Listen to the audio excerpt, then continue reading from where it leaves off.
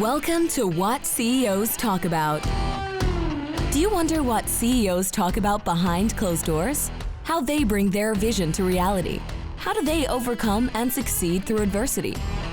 We share that and so much more with each episode. Now, let's get started with the show.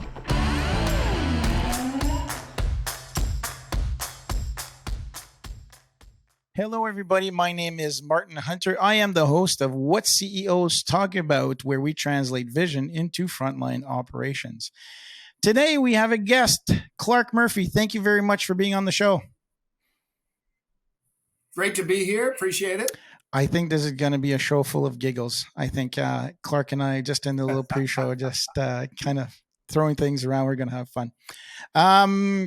Before we start, one thing that's been asked of us is when you go to whatceostalkabout.com, there's going to be a new page that's put out there. And Clarke has a book out, and then we're going to put a link to that. People have been asking us to put a page up with all of the CEO tools, with all the references, anything and everything that you want. We'll be on those 1 or 2 or 3 pages. So go on the website, kind of fill your boots, look around. You're going to get a whole bunch of tools like Monday.com, Bamboo HR. Clarke's book will be on there as well. And any services that of previous guests that have been on the show, like branded bills for beautiful ball caps. So go check it out. Thank you very much. Clarke, give us your full name, rank, serial number. What do you do for a living? So it's Clarke Murphy. I'm with Russell Reynolds Associates, the leadership business. I spent the last 10 years as the chief executive. I work with boards and CEOs around the world, mostly on succession or governance issues. And more recently, which is why I wrote a book on sustainable leadership, we have been focused on the sustainable competencies of executives beyond just the commercial competencies. Mm-hmm. And this has become a bigger and bigger part of our business. I like that word, commercial. Oh, that's really defines it really, really well. Before we go into your story, well, first of all, Mr. Murphy, I just want to let you know that I am drinking water out of my Guinness cup, just to all roots and get you there. I think that's sacrilege. Nothing should be in a Guinness cup other than Guinness, but we'll let it go since I'm the guest Thank here. you, sir. Thank you, sir. So I owe you one. Can you, what is the title of the show today? Accelerating Sustainable Leadership. And we will get into this is about, in the book, the book is called Sustainable Leadership, Lessons of Vision, Courage, and Grit from CEOs who dared to build a better world. And the point is, how do we take hundreds of successful, sustainable, profitable leaders and turn it into tens of thousands? Because that's what we need to do to make the kind of progress against these kind of actions and pledges and words we hear about. So your podcast is perfect. We're talking about actions around operations and culture so that we tap, identify, and develop sustainable leaders at scale fast. Oh, you're speaking my language. I talk a lot about behavioral-based leadership, right? So back in the day, we started doing behavioral-based safety through large corporations. And I said to the world, why is this not, we talk about soft skills. I hate that word, soft skills. And we talk about all these things and we're talking about things that people think are soft, but very behavioral based. You can take a picture of it. You can identify it. There's things that you can create that provide a sustainable framework. Oh, I can't wait to dive into that. Before, to put some context around the stories and what we're going to talk about, Clarke, what's your story? Where do you come from? How did you grow up to become who you are? And give us your journey. So I'm the youngest of 5 kids, grew up in Alexandria, Virginia, the suburbs of Washington, D.C. As I say to people, I was competing with my older siblings for milk and cookies and touch football since I was a little kid. And we take it from there, from a competitive nature. I went to the University of Virginia. And then actually I spent, which comes back later in life, I spent a couple of years sailing around the world, crewing. My dream was to sail across the North Atlantic Ocean, which I've now done 7 times. What? And see the world. Instead of hitchhiking on cars, I hitchhiked on boats. Eventually, I was a baby banker in New York City and then was recruited by a guy named Russ Reynolds of Russell Reynolds Associates about 30 years ago to be his chief of staff. Eventually went to Germany for a couple of years, went to England and worked there for a number of years, ran our private equity business, ran Latin America, ran our board and CEO business, and then became chief executive about 10 and a half years ago. And we launched our sustainable business around 3.5 years ago, which has been one of the great things we've done. And we say our goal is to improve the way the world is led. Thank you. So what does your company do on a day-to-day basis? How does it add value? What do you do? Kind of, how do you impact the world? Great question. Yep. So we're in 46 cities around the world, from Shenzhen, China to Sao Paulo, Brazil.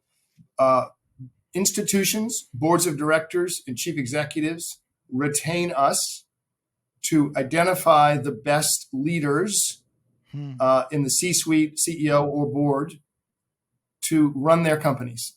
So it may be they bought a private equity firm buys a business in Brazil and we find the new chief executive. It may be that there's a crisis at a company and we step in to recruit the chief executive or a CFO. Or it may be a Chinese business buys a business in America and they're trying to find the right American leaders. So we're retained to find great leaders of great companies. We've been around 52 years, and it's a privately held partnership. What is the most satisfying thing about your job and what the company does? I think it's probably two. I would say the external and the internal. So you recruit Jamie Dimon to Bank One in Chicago, and you watch what happens. Astounding. The impact that great leaders have on institutions. And it could be Save the Children. It could be the Gavi Alliance for medicines. It could be any numbers. It could be the president of Bowdoin College or University of Michigan. So I'd say watching leaders make an enormous difference. Okay, number one. Number two is when you've been around long enough in a service business to see the kind of bright young star become a partner in the firm. And that's the internal side, which I must say, you're like, wow, how fantastic that they have developed and grown. And now they are advising on their own. And they used to be the kid down the hallway 10 years ago. So I would say in both cases, watching people grow and develop as leaders or performers. Thank you for that. I have a story about that. One of our fine young, I say young, I'm 51 years old. So, I mean, I'm sure I'm young for a lot of other people. We had this young lady join our ranks she was working for one of our clients. And this was hilarious. She's working for one of our clients and she says, "Hey, Martin, thank you for making yourself available. I've been catching myself looking at other opportunities that are not with the client. I know that you guys are helping us." And he says, "I don't want to let go." I said, "Hey, listen, it's okay." He says, "I love what you guys do, just how you do operations and how we help and how we roll up businesses." And I said, "Well, hey, listen, I'll give you an opportunity. We have a small client that's coming up. Let's do it under the radar, test it out. It's an hour a week or 2 hours. Just test your feet into what we do. And if you like it, then we can go to your boss and say, hey, listen, let's put a strategy together." And this was a Wednesday. Let's put a strategy together to make sure that we don't burn our bridges with the client. Because like client always, I don't say comes first, but there's a relationship with them that we want to honor. We don't want to pilfer. But, on the other hand, maybe you can stay longer. We'll come up with a situation. If you don't like it, no skin, no hurt, no foul. You don't like it, stay with the company. So therefore, everything. This was a Wednesday. I get a phone call at 8:00 on Thursday. She says, "Martin, I screwed up." I said, "What do you mean you screwed up?" He says, "They brought me in to offer me shares and stuff like that." And I said, "No, I don't want to. I want to work with you." And I was like, "What the did you just say?" That was the most beautiful That's mistake. not the script. That's not the script. That's not what we talked about yesterday. That is the most beautiful mistake that she's ever made, because now she's part of us. She's the VP of operations. She's growing and she will be the next COO. She's just a magnificent person. She works well. And just like you said, you see these people screw up and learn from their messing up. And you know what? Mhm. I really got a diamond in the rough. This person understands that hard work should be celebrated, that things don't come easy, that you make mistakes, but surrounding yourself with people. And then it was funny because was it last week or 2 weeks ago, a junior person made a very similar mistake. And she says, don't worry, I've been there. I've done the same thing. So that culture that you create kind of brings us to the title Right. of what the show is about. So why did we pick this title? Why is it so important to you, Clarke? Well, listen, actions of old line, actions speak louder than words. In the world we're in today, it's an action-oriented world. It's not a Yeah. word-oriented world. I'm Agreed. exaggerating for effect. And so CEOs often say, I didn't act fast enough to move someone out of that role. They Mm-hmm. always say it. You're like, why didn't I move faster? Or if I was more decisive, we would have bought that instead of one of our competitors. So Mm-hmm. there is an action orientation and a decisiveness that chief executives need to have. That's why they're the chief executive. It's there's one skill that I always bring back to my military career. There's two things: situation, mission execution, support logistics, and command control. The other one is the OODA loop. Have you ever heard of the OODA loop? I have not. So OODA loop is a technique that we teach special forces and fighter pilots, and it stands for observe, orient, decide, and act, and it's based off of the Sun Tzu Art of War, which is slow, slow, quick, quick. So if you observe slowly, you orient yourself slowly. Orient yourself slowly, and you decide quickly, and you act quickly, and you repeat that loop, and that's how they really, the fighter pilots are trained to think. And I think that that's a key area that we need to give more tools to CEO to be doing exactly that. Right. Right. 100% agree. 100% agree. I'd say it's a mix of, we look at those who are strong consensus builders. And one of the skill sets, one of the things that we started about sustainable leaders was building what skill sets differentiate commercially successful sustainable leaders from commercially successful leaders. Mm-hmm.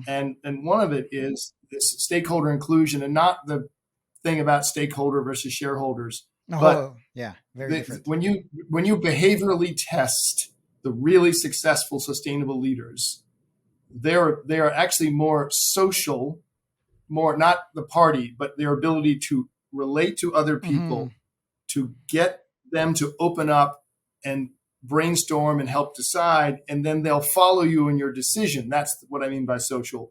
So the sense of inclusion, not just diversity, but their ability to tap others to speak up, brainstorm, buy in, and act, which in a transformative world of sustainability, all of which you need. They score so much higher in some of these competencies from the behavioral science that we do.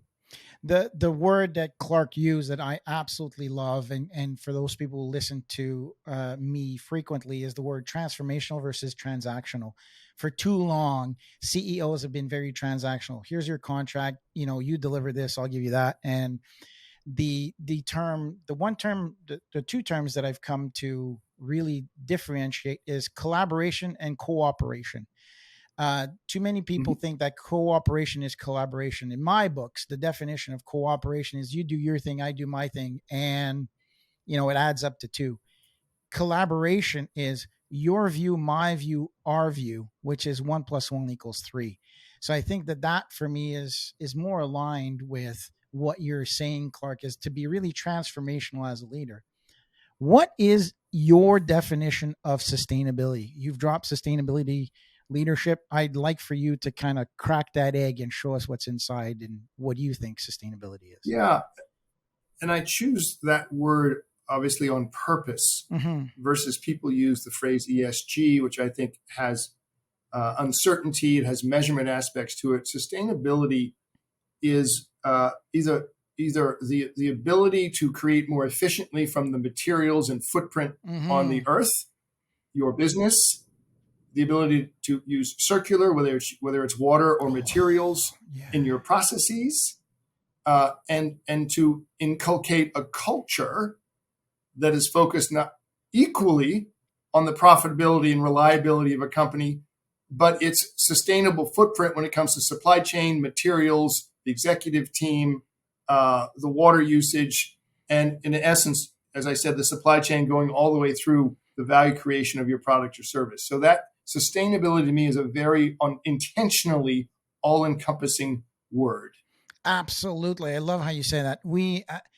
You've cracked it in a different way that I do it, and I love it. I use the word prosperity almost similar. I say profit plus sustainability equals prosperity. But what I prefer about yours is that there is a lot of actionable things and metrics attached to that sustainability that is Correct. just not, hey, the profit and sustainability, the way that I've defined it is, okay, you work from Monday to Friday so that you can have Saturday, Sunday off.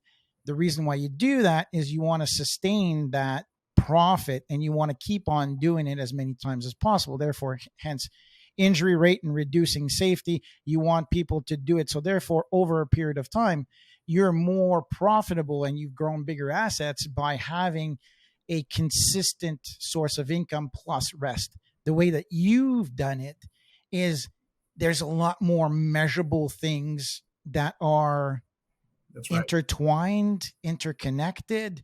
If you pull on the string here, it has an impact over there, which is absolutely beautiful. Right. And you talked about behavioral science. We like to say that obviously past stock performance doesn't predict future stock performance, but past human behavior does predict future human behavior.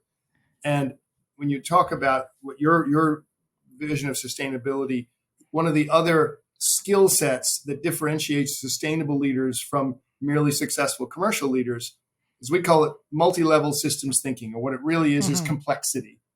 That my business operations are complex enough, but for your work week to weekend, I can conceptually envision that my business folds into environmental, community, and societal issues and opportunities. And the best executives, their conceptual thinking, which you can test behaviorally, their agility to pivot on what they see and learn quickly, these differentiate the most successful sustainable leaders from just successful leaders. And it's that complexity of tying it together, but being able to understand how I can shift and move my business in a sustainable world that differentiates them.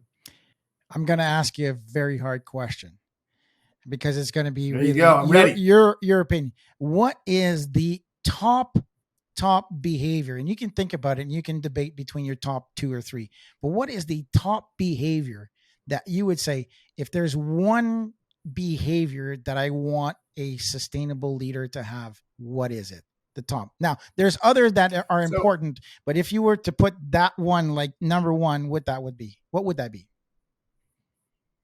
Number one's probably agility. Okay. Both mental and strategic agility. Okay. When the business plan gets thrown out because something called a pandemic or something called inflation, you agilely move. Right behind that is dealing with ambiguity. 100%ers are not doing well in this world. Okay. So waiting for all of the answers and all the data, your business is going to be left behind. So we think dealing with ambiguity is super important. And what I would say, and people are going to laugh on this podcast, is what I would say is developing is unusual. Of all the most successful CEOs that I interviewed for the book on sustainability which I didn't predict, is listening skills. Oh yeah. And I mean listening in a big picture. Like you're listening to how this younger generation prioritizes things differently than we do or did. You're listening to your shareholders say, okay, I want a return, but I want to know how you make the return, and I'll give you more capital if the return is increasingly more sustainable. I'll value your company more highly. I'm listening to my investors. And I'm listening to my board say, you better retain your best people, and you better have a high level of return. So I would add listening, which I wouldn't have said a year ago, to the world we live in today. Where would you put curiosity? Yeah. So I think curiosity, that's part, actually is linked to listening, right? If you're curious, you're Yes. going to listen and ask more questions. Okay. So I would put curiosity, I tie curiosity to intellect, which it may or may not always be tied. Yes. So I would think the complexity, listening, they bundle together pretty well around a behavioral model. Agreed. I'm all about curiosity. My three, I always say, That's how you learn. Yeah. ignite curiosity, crystallize your thinking, and concentrate your action. Right. For me, I love how you've put agility. How can you be, for me, how it ties to what I think is when you're curious enough to be agile and say, okay, what is going on? What's wrong? I think that the fundamental thing that Clarke is putting at the center of all of this is also being able to be aware, to be, if we can bring it back to the OODA loop, is really being to observe and orient yourself in a way that you can make quick decisions. I think is great. I think that prioritization. We have a chapter in the book. Yeah, we have a chapter we call the learning quotient, or LQ. So we all, at least you and I at our age, we learned about IQ, how smart he is as a kid. In business, we learned about EQ. Can you kind of read the room? And I'd say now, because the world's changing so fast, back to transformation, you got to have LQ. The CEO needs to have LQ, and he or she has to embed in the company a culture of LQ, which is learning, which is, again, back to listening and change in investors, in markets, and consumers. Curiosity. So the learning quotient, and I find particularly around these sustainable issues, the CEO used to be the top of the pyramid, the hierarchy. I'm the smartest woman in the room. I've been here longer. I'm the boss. Yeah. Now, as organizations are flatter, the VP is learning about sustainable water footprint, energy footprint, circularity of materials at the same time as the chief executive. So true. So your ability to say, I don't have all the answers, I will learn alongside you as it relates to this, probably creates better followership as a leader. Because I think in the old days, the leaders led, right? Nowadays, leaders create followership. And if you don't have followership, you're just taking a walk. And we'd prefer to have a company following you than you walking alone. So I think this concept of learning alongside on some topics, not all of them, some topics creates authentic leadership. That followership, I really like that terminology. That is very, what's the word I'm looking for? Modern in regards to terminology. I think that is, instead of having followers, fellowship is more suitable of sharing the journey, which I absolutely love. Correct. In your way of doing it. We always, when we roll up companies, when we acquire a business, we always give the owner the chance to participate in the collective. And they say, well, what do you mean? I've heard my buddy get acquired and he left within 3 months. I said, well, no, hold on a second. I don't, right now we're doing a roofing roll up, right? So we're really tackling the trades and roofing. I don't know everything about roofing in South Florida. I don't know everything about roofing in Texas. You know best. So let's educate ourselves together. I know a lot about business. I've, built and sold a lot of businesses. Let's work together because I need to learn as much as you do.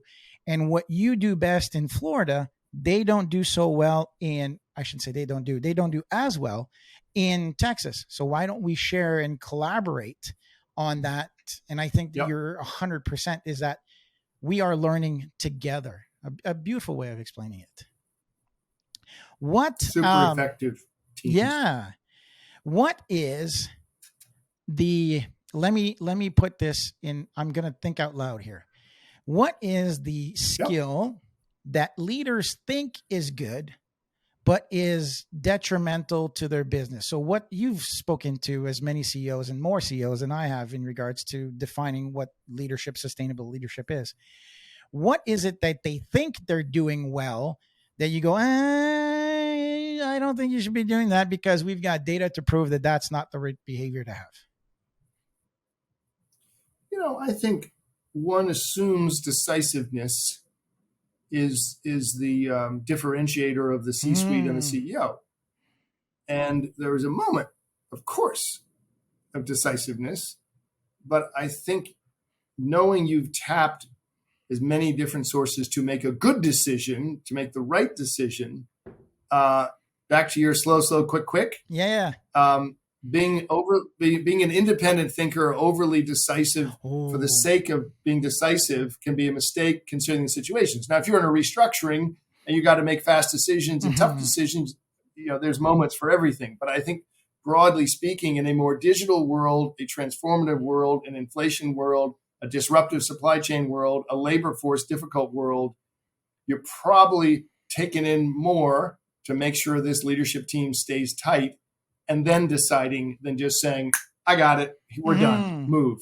I'm not sure that's the moment we're in right now. And I think leadership traits shift, of course, over time, given conditions in economies, et cetera. It's a topic we had a couple of episodes ago again about wartime and peacetime CEOs, which is, are you on the attack? Are you in the defensive? What kind of decision making are you bringing to the table? Do the decisions need to be made in a moment's notice, or can you take the time to really analyze, assess, observe, orient? Timing, I think, is everything. And I agree with you. I think too many people think that, oh, I'm the boss, I have to make all the decisions in the company, which is absolutely false. You facilitate the decision-making process, which is different. Right. What the term is funny because we had our leadership meeting this morning, and the term, I don't know how that came up, but there was a strong debate between what people believe was a good way, or should we adopt the term servant leader and servant leadership. Oh yes, it came from one of our clients.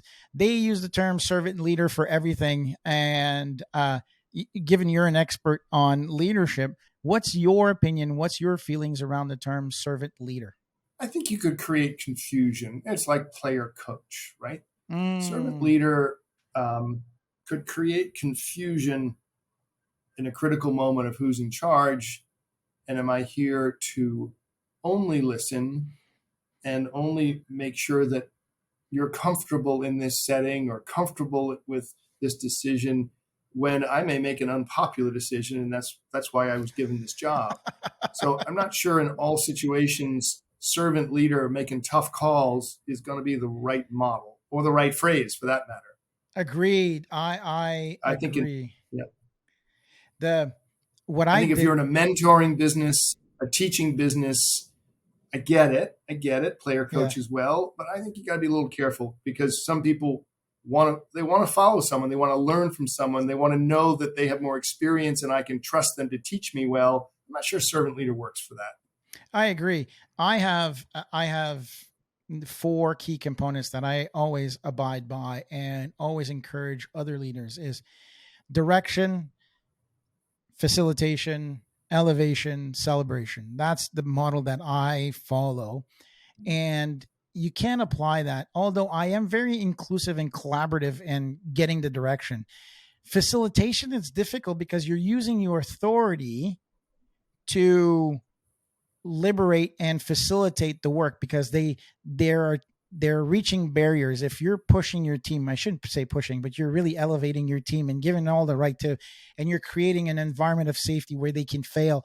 They have to hit their head against the wall, and you're there to open those walls. And you can't do that in a position of, what do you think we should do? Or, you can't, you have to have a little bit more clout. And same thing with elevation. Your job is to support, elevate, and celebrate. And I think in a leadership position, when you're too much peer to peer, there's a reason why you have more authority. There's a reason why your paycheck is bigger, is because there's a lot more risk associated with the decisions that you have to make, in my opinion. Yeah. I'll give you 2 different examples, because culture comes into it as well.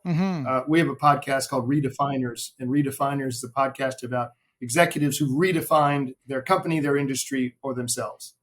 So the CEO of Siemens, traditional German company, traditional structure, management, says there's greater value if we split into 3, which they have since done. Brutal uphill battle in a very focused, historic, hierarchical, traditional culture, Germany. Juxtapose that with AXA, Thomas Burbel, who runs AXA, the French financial insurance giant. And he said his job was to take a really good company and make it even better. which one would have thought was impossible. Only Castro, who'd run it before him, was a huge success. And so he had to bring the company with him on a vision of how we're going to be even better than we were. And he talks about in the podcast, two very different situations, two very different. One had to be decisive and strong-willed and say, we're making this decision, we're creating value. The other one said, yes, we're fantastic, but we can actually be better. Come on this journey with me.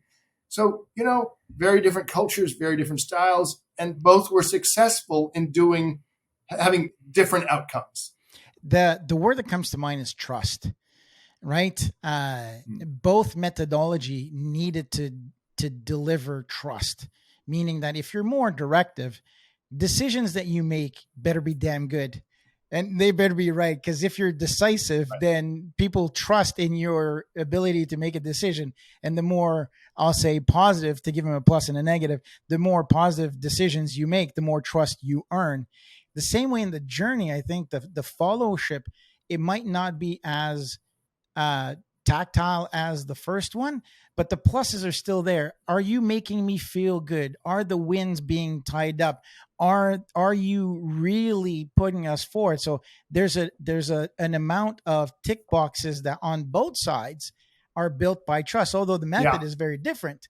The achievement of success is done true by trust, right? Because the only thing you have is the ability to influence morale. A lot of people, I tell people, really take the time to understand the definition of morale is somebody or a group of individual motivated to achieve a task. Motivated to achieve a task. So that means that the more motivated they are, the more tasks they can accomplish. So morale is gained by your ability to motivate, keep motivated, and elevate this group. I love taking definitions, ripping them apart and saying, okay, what's the behavior attached to one of these things? Right. And knowing also, I think one thing, just add one thing that I think we have to learn from all these discussions, right? In your podcast and in our podcast, but then you have to find yourself in your leadership moment and your leadership style.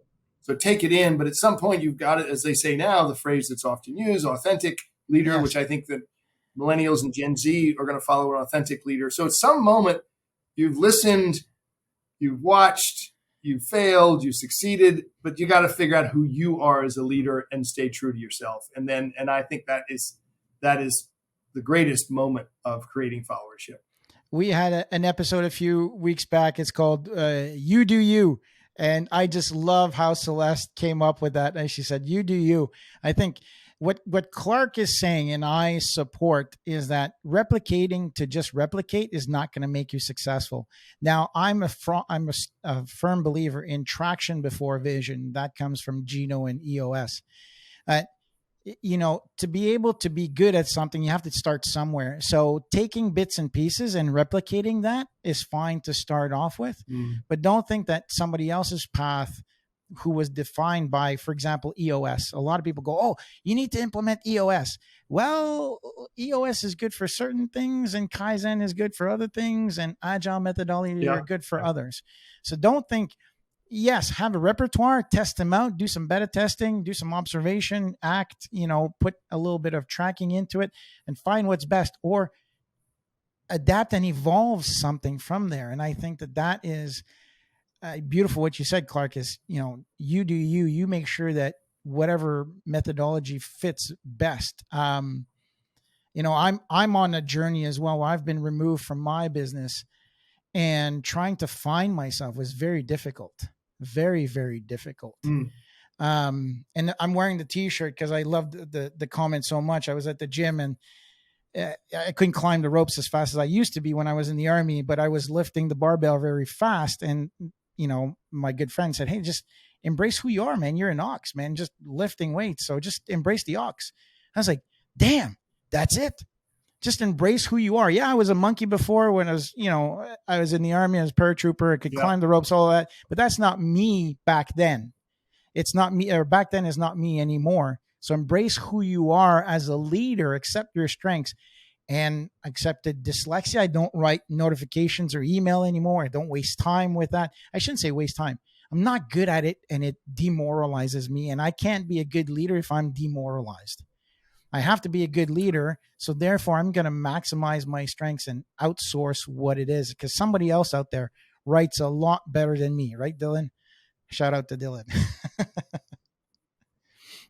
What Well, is and I think you end up with negative energy because you're demoralized, exhausted, angry, tense. The room that you're trying to lead reads it, and then they're like, "Ooh, well, if he's unhappy, something's wrong, or if he's in a bad mood or overtired or stressed or it doesn't matter, something's wrong. Then should we be uptight, nervous, or afraid?" And that's terrible.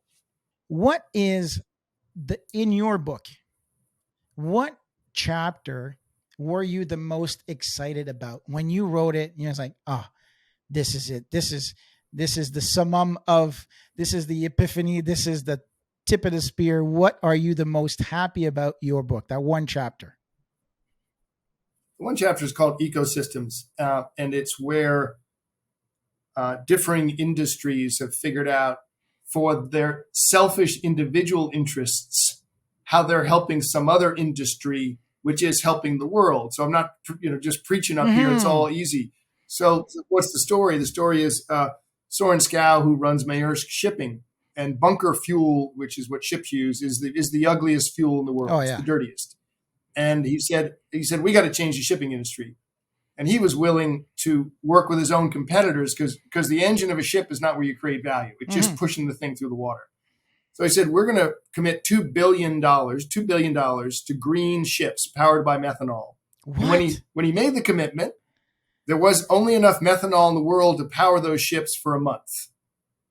But he said, I can't solve the green engine and the methanol fuel at the same time. Somebody else will if I create the engine that needs it. And sure enough, Yara, which is a fertilizer company, which emits a lot of methane, which is very dangerous in its manufacturing, and Ørsted, which is a renewable power business, Scandinavia, and the government of Singapore and some other companies said, hey, we can take the methane, clean ammonia, we can create the methanol at scale to power these ships. So the shipping industry said, we're going to have methanol engines and we have other issues to resolve.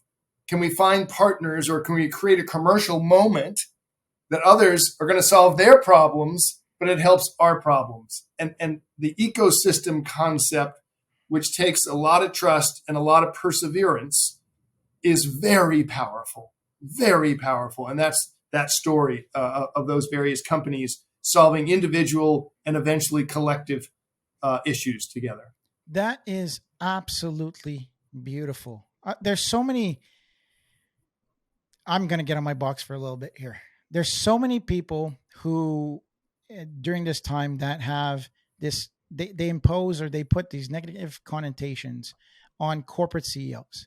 They say, oh, they're out there for the cash. They have golden parachutes. They have this, they have that. But think of the impact that this gentleman can and will have by making one single decision that is morally right, that is ecologically right. You can bitch and complain all you want. When somebody buys something on Amazon, where do you think that thing comes from? Comes from China, goes on a boat, the boat comes here. So don't tell me that you're ready and willing to let go of your cushions that you have at home and then turn around, and that's hypocrite, turn around and bitch at, the shipping industry for being dirty and using bunker oil. There's a lot of people, and I just love absolutely how this corporation is, through this one individual, their leader, making sustainable choices. That is absolutely beautiful. Well, and I would say one other that you'll find in that same vein is a chapter at the very end of the book called The Nudgers, which we didn't put in the book concept in the beginning, but the Nudgers are my children and yours, or the millennials and Gen Zs, who are, as the chairman of AstraZeneca said, and Julie Sweet of Accenture said in a different way, do you pass the dinner table test? So we're talking about chief executives, and we're talking about authority, and we're talking about agility. But when you come home and your child says, Dad, what are you doing? What are you all doing? You talk to all these CEOs and leaders. What are they doing? And you're like, I need to answer that question. And so the Nudgers is about stories of startups, children, including one of my daughters, and what she's doing around purpose with Visa payments in San Francisco as an employee. Is the Nudgers give you real hope and excitement and accountability as a parent executive. And that chapter is very inspiring and powerful at the same time. At least I'd like to think so. That is what matters to you. And I think what the world is coming to, and I've seen this now, having to deal with a lot of family offices and private equity firms. The one thing that I notice is that the investment strategy is shifting from being high yield to transformational. Let me believe in people. Help me believe in the impact that the organization, and they're seeing that by investing in people in high impact, the return is greater. And not just greater in regards to making more money. They realize that they don't want to be attached to anything that is detrimental to humanity or the planet, I believe. I mean, I come from the East Coast, fishing, and the ocean means a lot to me. So I think that through consumption and the middleman of how do you create sustainable leadership, I absolutely love the title. It's gorgeous. Yeah. Well, we're excited, and hopefully it excites a bunch of boardrooms and executives to develop these great leaders of the future in multiples of where they are today. That's the goal of the whole thing. What is I'm assuming that the book has kind of a to-do list. Is there in the book, is there kind of a checklist of what to do if you want to become a sustainable leader and if you are hitting, let's say an 80 mark in sustainable leader, what do you need to do to coach and mentor the next generation?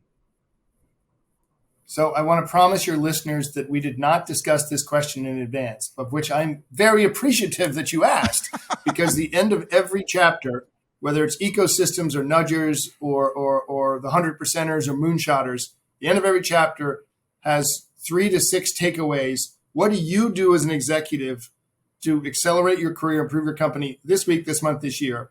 And then the last chapter is synthesizing the whole book of you're an aspiring executive or chief executive. What do you do? Like, what are the steps to move forward? And that is the essence of the book by chapter. And then the end, the whole last chapter is, so what do you take away from this? These are great stories. Murphy's Irish. He can tell a story. Fantastic. But what do you do as an executive? That's the end of the book. Booyah. Nailed it. That was not a paid promotion. It is not a paid promotion. I just ask really good questions because I pay attention. I'm curious. I listen. Your third value right there. What is the biggest obstacle that you see for you to embed, inject, infest the world with sustainable leadership? Fear of change. No question. Fear of change. So will I lose my job as CEO if the board doesn't support this? We tell some stories about that where boards didn't support it. Will I, as a younger person, be labeled, tree hugger because I want to lower the carbon footprint or the water outtake? Carlsberg does amazing things in reducing water usage to brew beer. It's fantastic, and the beer still tastes the same. Yeah. So, negative worries, and most of the people in the book took positive outcome and were action oriented. And we have a chapter called the 100%ers, the ones who want every single answer. Guess what? They're left behind. So I think it's fear of what could go wrong, or how do I professionally get held back here, or my company, because we're gonna take risk around a more sustainable footprint of our company. We do fear setting exercises all the time. And that's the first thing. I come from a risk management background. I mean, being in the military and taking on safety, security operations. That's why I said, what are you afraid of?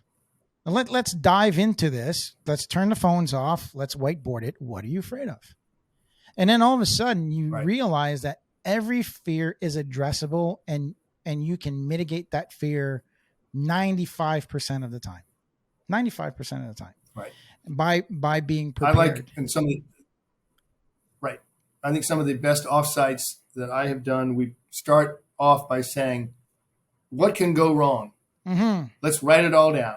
Let's talk about it. So we can put that on the table of what can go wrong to make sure that if we try and plan this strategy or implement the strategy or try a new initiative, we already have identified what we think can go wrong. So let's get the positive thinking about how we're going to do this because we've identified what can go wrong. Like get positive action orientation. I love it because it talks about recency and latency. So if you get all the shit on the table first, that's the latency, and then the recency is okay. What's the positive plan at the back end that you tend to remember a little bit more. So, well done. So fear of change is the biggest hurdle that we have to making sure that, and I like the word infest. It comes to you when you least expect it or don't want it, and that's a positive thing in my opinion. So, at the exception of your book, what is the piece of material, book, movie, comment that you keep on your nightstand or in your back pocket that you refer to continuously and throughout your career? My book's Endurance, Shackleton, Oh, the greatest yeah. leadership story in modern and middle history. Endurance, Ernest Shackleton. There was absolutely, positively no way he and they could be successful. It's impossible, but they did, and he was. Great leader. It's so true. The Canadian North, how lethal it is. All right. So where can we get your book? When's it coming out? It's out in about 3 weeks. You can get it in your bookstores or on Amazon or any form you want. There's a link at the Russell Reynolds Associates website. So Sustainable Leadership, Clarke Murphy. And please go order one or several, and we'll talk about it. Yeah, we'll have the book, the link in our tools and books and references on the website as well. So that'd be great. Fabulous. With that being said, Clarke, thank you so very. Look at this. Time's up, and we could talk about this for hours and hours. I truly appreciate your time. Well, this has been really fun, and next time we'll be off the screen in the video, and the Guinness glass might have Guinness in it instead of water. It'll be much more interesting conversation. We'll bring the cultures together. Glass of Guinness on one side and a good glass of Glenmorangie Scotch on the other end, and then life is good. That works.